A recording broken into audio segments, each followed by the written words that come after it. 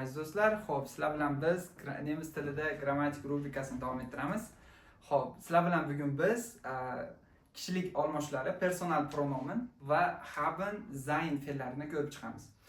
Xo'p, birinchi bo'lib kishilik olmoshlari. Kishilik olmoshlarini bilamiz. Bu o'zbek tilidagi men, sen, u, biz shular hisoblanadi. Endi nemis tilida qanday bo'ladi bular? Shuni hozir sizlar bilan birma-bir ko'rib chiqamiz. Xo'p, birinchisi ich. Ich bu men. Du. Du bu sen bo'ladi. Biz endi o'zbek tilida uchinchi shaxsga nisbatan hammaga u deb aytamiz, ayol kishiga ham, erkak kishiga ham. Lekin rus tili, nemis tili, ingliz tillarida bilamiz, bular o'zgaradi. Ya'ni biz u erkak kishiga nisbatan deymiz. Ayol kishiga nisbatan sie deb aytamiz, u bo'ladi va jonsiz narsaga s deb aytamiz, u ham u hisoblanadi.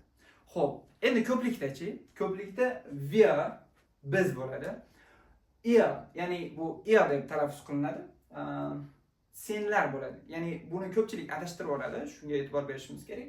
Ihr bu ikkinchi shaxs ko'plik, ya'ni ikkinchi shaxs informel deb aytiladi. Senlar deb tushunishimiz kerak.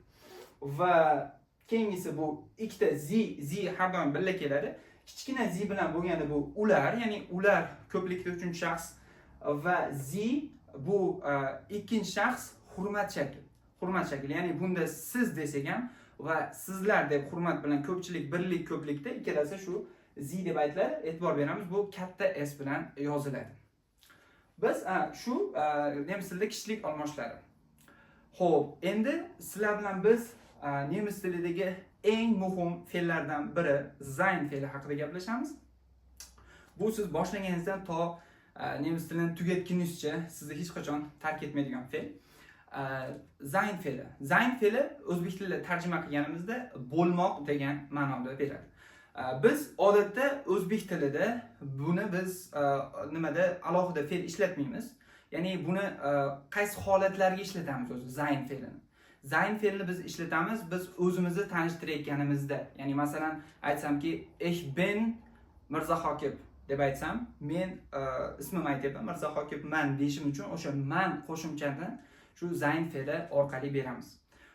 Xo'p, va undan tashqari biz beramiz kasbimizni aytayotganimizda, qayerdaligimizni aytayotganimizda, biron bir o'zimizni holatimizni aytayotganimizda, ya'ni charchagan, xursand bo'lgan shunaqa holatlarda ishlatamiz. Endi buni siz bilan misollarda ko'rib chiqamiz. Xo'p, buni tuslanishi qanday bo'ladi? Masalan, ishga nisbatan tuslanishi quyidagicha bo'ladi. Ishga bin aytamiz, ya'ni o'zbek tilidagi men talabaman, ya'ni studentman deb aytishim uchun nemis tilida aytishim kerakki, ich bin student. Ich bin student bo'ladi. Bu yerda aytyapmizki, ich bin Sarvar yoki ismimizni aytganimizda ich bin Sarvar deb aytishimiz kerak. Bu nima обязательный narsa bo'ladi, majburiy narsa. Buni qo'ymasak gap hosil bo'lmaydi. Tipa nemis tilida buni kleye deb tushunolsak bo'ladi. Shusiz ishlatib bo'lmaydi agar biz o'zimiz shaxsimizni aytmoqchi bo'lsak. Xo'p, duga bist bo'ladi. Duga bist aytamiz. Ya'ni bu yerda ko'ryapmiz, du bist Arzt. Ya'ni sen vrachsan. Kasbini aytyapmiz.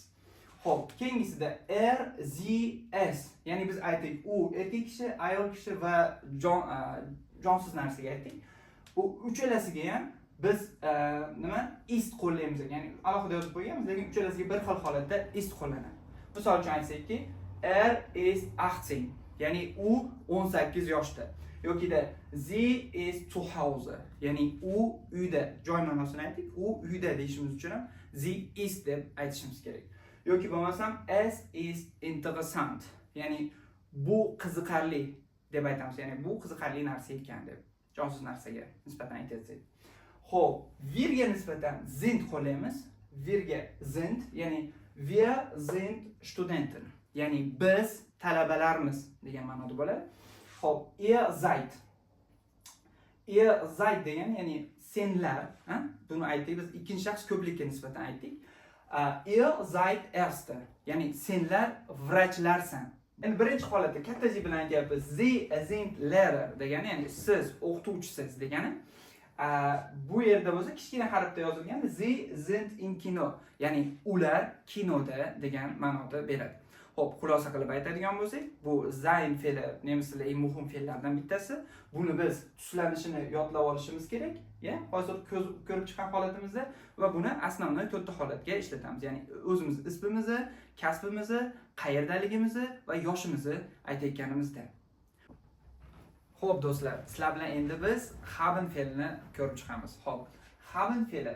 Haben fe'lini ma'nosi ega bo'lmoq degan ma'noni beradi. Buni hozir biz har bitta fe'lda o'zi ikki xil ma'nosi bo'ladi. Ya'ni asosiy ma'nosi va qo'shimcha ma'nosi, yordamchi fe'l bo'lib biz kelajakda buni yordamchi fe'l holatini ham ko'ramiz, lekin biz hozir sizlar bilan asosiy ma'nosini ko'rib chiqamiz. Asosiy ma'nosi aytib o'tganimdek ega bo'lmoq bo'ladi. Xo'p, tuslanish qanday bo'ladi? Buniki birinchisi ich habe, ya'ni menda bor. Ich habe ein Auto. Menda bir mashina bor. Keyingisi du hast, ya'ni du hast ein Buch. Senda bir kitob bor. Keyingisi sie es hat, ya'ni sie esda har doim bir xil tuslanamiz. Ya'ni любой fe'lda nemis tilida bir xil holatda tuslaymiz. Bu yerda zaynda ko'rdik biz yuqorida ist bo'ldi. Endi bularda hat bo'lyapti. Xo'p, masalan, hat eine Lampe. Unda bir lampa bor. Sie hat ein Handy. Ya'ni u ayol kishida telefon bor. Es hat Vorteile. Ya'ni bu narsaning yaxshi taraflari bor degan ma'noda bo'ladi. Xo'p, wirga haben bo'ladi. Ya'ni biz egamiz, ya'ni wir haben Ziele. Ya'ni bizi maqsadlarimiz bor bo'ladi. Ihr habt Tiere, ya'ni irga habt bo'ladi tuslanishda va ihr habt Tiere degani senlarda hayvonlar bor degan ma'noda bo'ladi. Xo'p, sie ikkalasiga haben deb tuslaymiz buni. Xuddi wir bilan eslab qolinglar, har doim wir bilan sie da fe'llar tuslanishi bir xil bo'ladi. Ya'ni unga haben bo'lyapti, bularga ham haben bo'ladi. Sie ya'ni ularda, masalan, ular ko'plikda bo'ladigan bo'lsa, sie haben Geld, ya'ni ularda puli bor. Ya'ni studentlar bo'lishi mumkin, ya'ni uchinchi shaxs ko'plikda. Va sie haben eine Tochter. Ya'ni sizning bir qizingiz bor bo'ladi. Xo'p do'stlar, shu bilan biz sizlar bilan bugun sein fe'lini, haben fe'lini va nemis tilida kishilik olmoshlarni ko'rib chiqdik. Sizlar bilan keyingi videolarda ko'rishguncha sog' bo'linglar, salomat bo'linglar.